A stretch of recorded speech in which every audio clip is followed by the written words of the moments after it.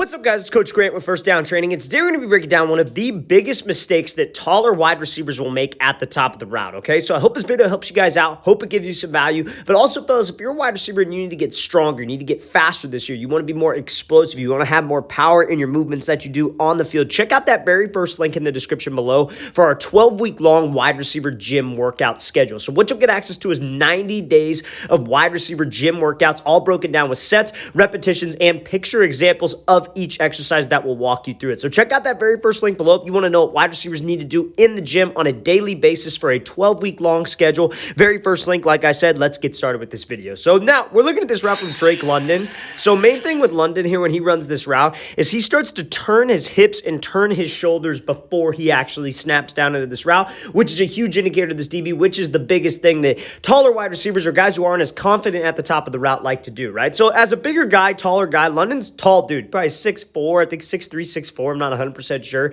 Might even be taller. Thing about him is that it's very tough for taller guys to get in and out of breaks. You look at guys like Mike Evans, like a guy like Julio Jones is a freak of nature, and he kind of like defies the laws of physics almost with the way he runs routes. But you look at all these tall guys, tougher for them to drop into a route. But it doesn't need to be the smoothest thing in the world, I guess you could say, in terms of like amount of steps or in terms of how violent you are, but you cannot give an indicator because you're going to naturally be just slower at the top of the break than a guy who's like 5'9", 5'8", who's going to be able to drop into the break and get out of it quickly, right? So it's super important that we don't give any kind of indicators going up into this route, right? So what London does here is you see, watch his shoulder, watch his right shoulder and his right hip. Before he drops his hips, before he puts his foot in the ground, those start to turn. He starts to turn himself and start to turn his body, which gives this indicator to a DB to be able to drive on this route. We cannot do that, you guys. You have to let your hip drop be the thing that changes direction for you. You don't want to change direction before the actual hip drop. That's just how we give an indicator to the DB, and that's how he's all over this thing. And then you look at the results. This guy has a great opportunity to make a break on the ball.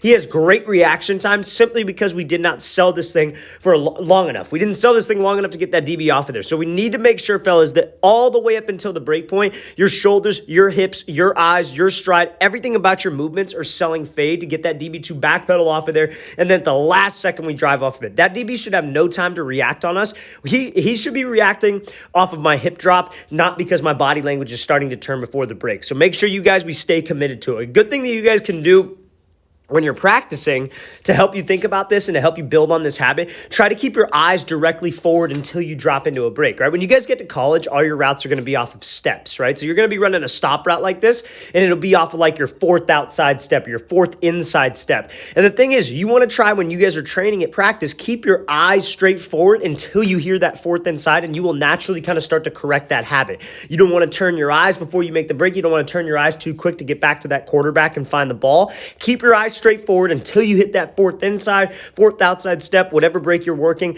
but that will help you correct that problem when you guys are training and working out. Let's watch the thing again, full speed one more time. Make sure, fellas, we do not start to round. We do not start to give away the route and turn to the side of the break before I snap down. Snap down first, then we turn to get out of this break. All right, guys, we want to thank you for watching. I really appreciate it. If you guys have any questions at all, don't hesitate to leave those in the comment section below. We'll get back to you as soon as I can. Always appreciate the feedback, and it's always great to hear from you guys as usual. And again, fellas, if you would like a 12-week-long wide receiver gym workout schedule, everything wide receivers need to do in the gym on a daily basis with sets, reps, and we include a picture examples of each exercise walking you through it. Very first link in that description below. I'll see you guys next time.